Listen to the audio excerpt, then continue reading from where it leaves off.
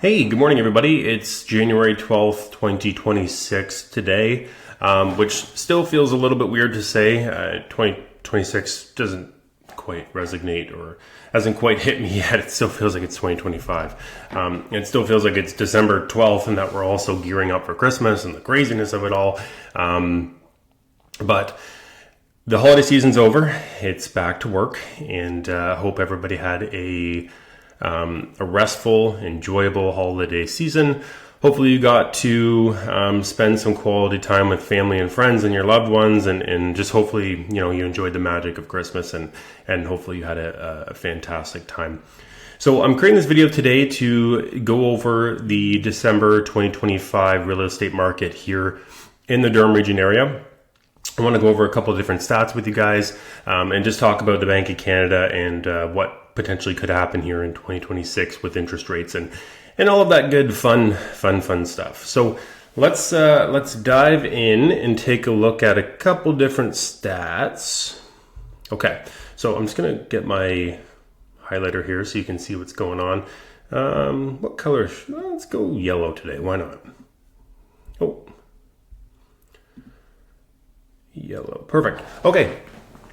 So I want to talk about the average price today, the transaction volume, the average sale price compared to list price, and the average days on market.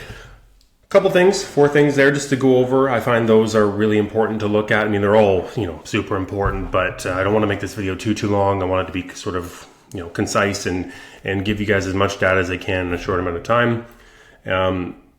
And I find these ones are ultimately very important. So let's dive in. And before I begin, same thing as previous months for these videos. This encompasses all different towns and cities within the Durham region, and as well as all different asset classes. They're in townhouses, detached, semi-detached land. Did I say condos already? Condos too. So everything is included in this data. Just keep that in mind. And if you want me to break this down for you to look at a certain city or type of property, you can definitely do so. Just let me know. Okay, so the average price with the color yellow today. So the month of December 2025, the average selling price was roughly around $840,000, which very unchanged from November. I mean, it went up very slightly, which is good, especially for December, where things are traditionally very slow. And you'll see that when we go through the transaction volume and the average days on market. Okay, so the average price, again, just looking at this, comparing this to December of 2024, it's down about 7.4%. So the average price has dropped roughly around 67,000, if my math is correct, roughly. Year over year, so a bit of a drop there, but considering the overall state and health of the real estate market, not that bad. Not bad. I'm pretty happy with that.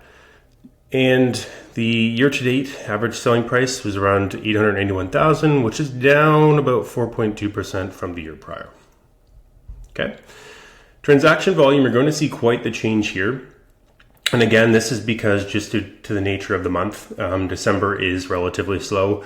A lot of people, if they've had their houses on the market leading into December, oops, sorry, I just touched the mic there. They may decide to take the house off the market just to sort of enjoy the holiday season. And then once the holiday season's over, they will subsequently put it back on the market and try again in the new year. So you see transaction volume drop. There's not a lot of activity that happens out there. And a lot of people wait until January, February when the activity begins to pick back up to put their houses on the market again. So transaction volume, about 455 units for all of Durham Region sold, which is down about 26% from the month prior. Again, to be expected. And then looking at this on a year-to-date basis, so roughly around 8,300 units year-to-date, and then comparing that to the prior year, we're down around 11.1%. Okay. Again, not bad considering the overall state of the real estate market being a little bit slower than previous years. Jumping into the average sale price compared to the list price, again, properties are still selling roughly around 98% of the list price of asking, which that's pretty good. That's pretty healthy. I mean, this stat can be a little bit skewed because if people have their properties on the market for a while, let's say I'm just going to, hypothetically here, but let's say properties are listed for 600,000 and somebody's had it on the market for a month or 2 months and they're not getting any activity. So they take it off the market, relist it at 550, and then somebody comes in and gives them an offer of 550. That'll count as 100%. That previous listing where it was listed at 600,000 has no effect on this data because it essentially didn't sell, right? So the number that piece of data can be a little bit skewed, but the fact that properties are still selling roughly around 98% of list price, to me, that states that it's healthy and properties are being listed correctly, which is extremely important in today's market. Looking at year to date, so properties are selling 100% of asking, which is great. Still shows that the property prices are strong and properties are still selling. Looking at this compared to 2024, we're down about 2.3%. So properties were on average selling higher than asking price in 2024, and now they're selling at asking price in 2025, or they were in 2025. Again, still kind of having a mental block here that it's 2026 now and no longer 2025. So taking a look at the average days on market, you'll see quite a bit of a change here. So for December, average days on market was roughly around 41 days. So, about a month and a bit there, a month and a half, call it, for a property to sell.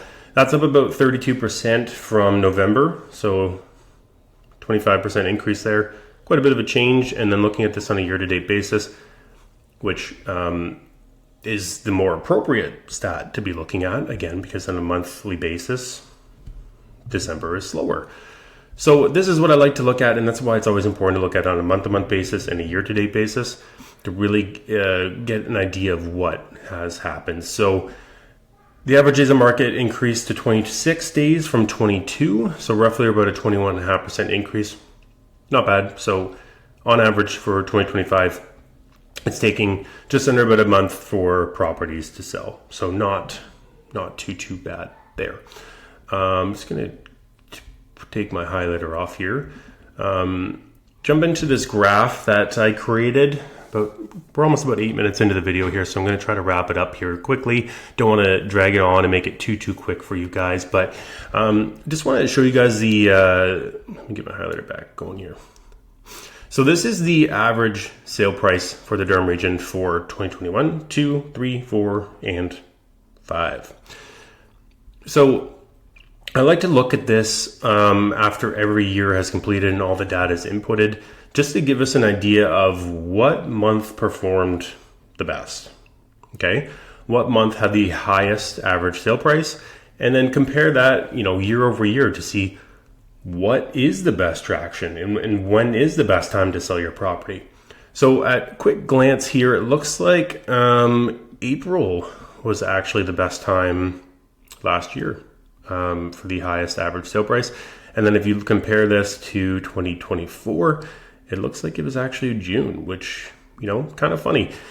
And I like to look at this because it's super important for forecasting going forward or telling clients when the best time is to list your property. As everybody knows, 2022, when the market was crazy, February was actually the highest record price that we've ever seen.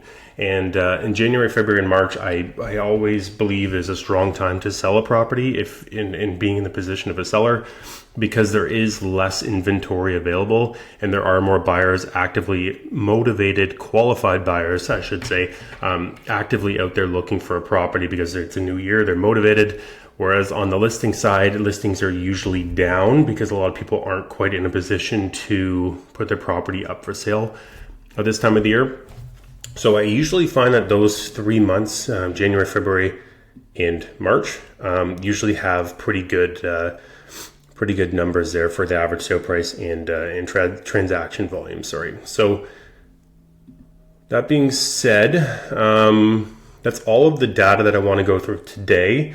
Another thing too to note and to watch, the Bank of Canada is scheduled to make another announcement on January 28th, so about 16 days from today. I don't suspect they will make any changes to the overnight lending rate, the policy rate. I think we're going to see the interest rate being held for the time being, but we'll see how that pans out as the year progresses here.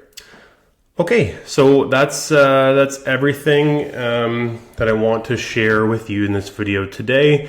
If this is of interest to you, this graph, and you want to have a further look at that, let me know. I'd be happy to send this over to you so you can take a look at it, just to go over some numbers. Data's good, data's key. Lets us know what happened and where we may go from here. Okay, everybody. Thank you if you've tuned in this long. Thank you very much. I always appreciate it. Thank you for watching. If there's any questions that you have, let me know. Give me a call, send me an email, send me a text, whatever you prefer. Always happy to help, and I love talking about real estate, so happy to hear from you. Okay, everybody, thank you very much. Have an awesome week, awesome month, awesome year ahead. Thank you, everybody. Take care.